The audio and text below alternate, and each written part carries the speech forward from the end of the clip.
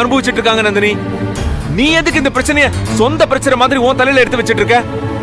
என்ன சார் இப்படி எல்லாம் பேசுறீங்க? பாவம் சார் அவங்க. யாரு? இவளா பாவம்? இவளெல்லாம் பாவம்னு சொன்னா அப்புறம் பாவமா இருக்கிறவங்க எல்லாம் நீ என்ன சொல்லுவ? இங்க பாருங்க சார், என்னால உங்கள மாதிரி எல்லாம் யோசிக்க முடியாது. எனக்கு இப்பவும் சரி எப்பவும் இது என்னோட முதலாளியோட வீடு தான். எனக்கு உடம்பு முடியாம இருந்தப்போ ஏன் உடம்பு சரியாகணும்னு தன்னை வருத்திக்கிட்டு கோவில்ல போய் கையேந்தி பிச்சை எடுத்தீங்க நீங்க. தன்னோட கௌரவத்தையும் அந்தஸ்த பத்தியும் நீங்க கவலைப்படவே இல்லை.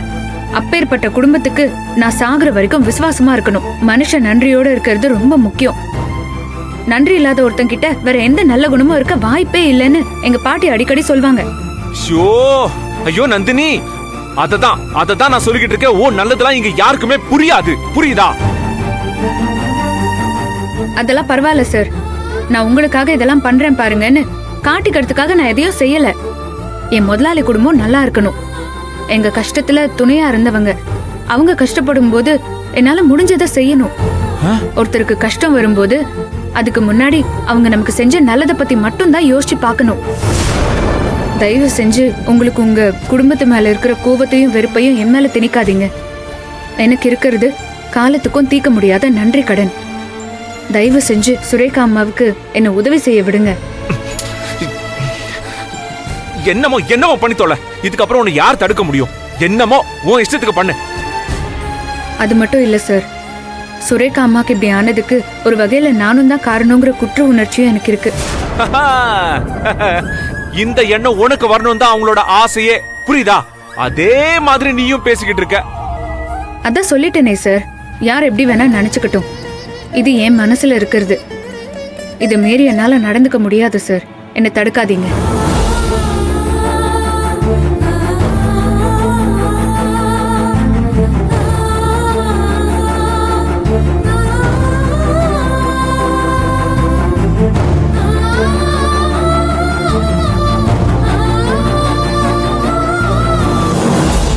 ஆமா, ரொம்ப கஷ்டப்படுறா பாவம். திடீர்னு வந்துருச்சு. வேற ஒண்ணும் இல்ல, வீட்டுல வேலைக்காரி ஒருத்தி இருக்கா, அவளுக்கு அம்மா போட்டிருந்தது. அப்படிதான் வந்திருக்கணும்னு நினைக்கிறேன். சரி, அப்புறம் பேசுறேன். என்ன என்ன இங்க வந்துட்டீங்க? சுரேகாவை தனியா விட்டுட்டா வந்தீங்க? இல்ல நந்தினி கூட இருக்கா. மா, அப்பாக்கு பொண்ணுக்கு அம்மா வந்த கவலையை விட அந்த வேலைக்காரி அம்மன் பாட்டு பாடினது ரொம்ப சந்தோஷமாவே இருந்திருக்குமே. ஆமா ஆமா, அதுல என்ன சந்தேகம் உனக்கு? சும்மா தேவையில்லாம என்கிட்ட வம்பு எடுத்துட்டு இருக்காதீங்க. சுரேகா காலேஜுக்கு போறப்பில்ல, ஒரு வாரம் 10 நாள் படிப்பு போயிடும். அது மட்டும் இல்லாம உடம்புல முகத்தை தழுவதும் வந்துருமுன்னு நானும் யோசிச்சுக்கிட்டு இருக்கேன். சும்மா ஏதாவது பேசிக்கிட்டு. அப்படியெல்லாம் ஒண்ணு வராது. ஏன் பயமுறுத்திட்டு இருக்கீங்க? நான் பயமுறுத்துறதுக்காக சொல்லல சுந்தரவள்ளி, யதார்த்தம்னு ஒண்ணு இருக்குல்ல. சூர்யா கிட்ட சொல்லி டாக்டர் கிட்ட பேச சொல்லிருக்கேன், வந்துருவாங்க. சூப்பர். உங்க மூத்த பொண்ணு, உங்க செல்ல பொண்ணு மாதவி அங்க கூட இருந்து கவனிச்சுக்காம இப்படி வந்து பம்மி உட்கார்ந்துட்டு இருக்காங்க. என்ன பாசம்! ஐயோ, அதை விட டாடி, இந்த தாய்க்குள்ள இருக்காங்களே அவங்க பாசம் தான் அல்டிமேட். பெத்த பொண்ணுக்கு அம்மா போட்டதுக்கு அப்புறம் மடியில தூக்கி வச்சுக்கிட்டு கீழே இறக்கி வைக்கவே இல்லையே, அப்படி ட்ரீட் பண்ணிக்கிட்டு இருக்காங்க. என்ன பண்றது? ஒருத்தங்க உடம்புக்கு முடியாம படுத்துக்கிட்டு இருக்கும்போது வாயை கொஞ்சம் அடக்கி வச்சுட்டு இருந்திருக்கணும். நாம இஷ்டத்துக்கு தான் எல்லாமே செய்வோம்னா விதி அதோட இஷ்டத்துக்கு இப்ப வச்சு செஞ்சிருச்சுல.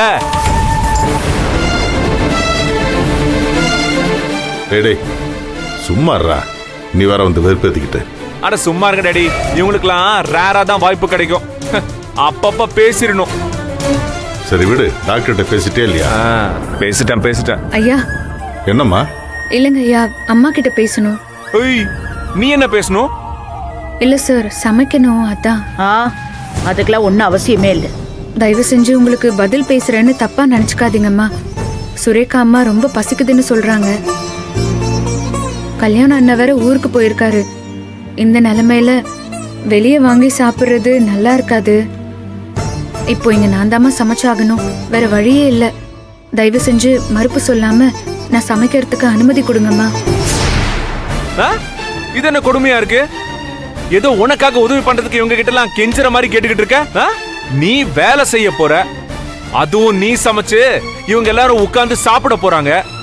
இதுல என்னமோ இவங்க எல்லாரும் சேர்ந்து வந்து உனக்கு ஏதோ சகாயம் செய்யற மாதிரி கெஞ்சிக்கிட்டு இருக்க. சார் ஏன் சார் கொஞ்சம் சும்மா இருங்க சார்.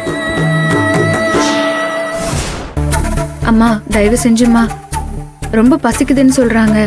இப்போ ஆரம்பிச்சாதான் ஒரு அரை மணி நேரத்துல ஏதாச்சும் செஞ்சு தர முடியும். சரி செஞ்சு தொலை. ஐயோ, என்ன ஒரு பெருந்தன்மை. அம்மா தேவி, தாயே மத தெரசா, போய் செஞ்சு கொடு. நீ எங்க சொன்னா கேட்க போற? ஆனா ஒரு விஷயம் நந்தினி, நமக்கு ஒரு விஷயம்னா மட்டும்தான் இந்த வீட்டுல இந்த ரூல்ஸ் அண்ட் ரெகுலேஷன்ஸ் எல்லாமே. ஆனா இவங்களுக்கு ஒண்ணுனா எந்த ரூல்ஸுமே கிடையாது. எந்த பிரச்சனையும் இல்ல, எல்லாருமே ரூல்ஸ பிரேக் பண்ணலாம். அம்மா போமா, சமைச்சு ஊட்டு போ வா. டேய் நீ வேற சும்மா இருடா. அம்மா நீ போமா. சொன்னா கேட்காம எப்படி போற? சுரேகாவுக்கு பசிக்குதுன்னு சொல்றா, அதுக்கு நீ ஏன்டா டென்ஷன் ஆயிட்டு இருக்க? இவ சொன்னா எங்க கேட்க போறான்?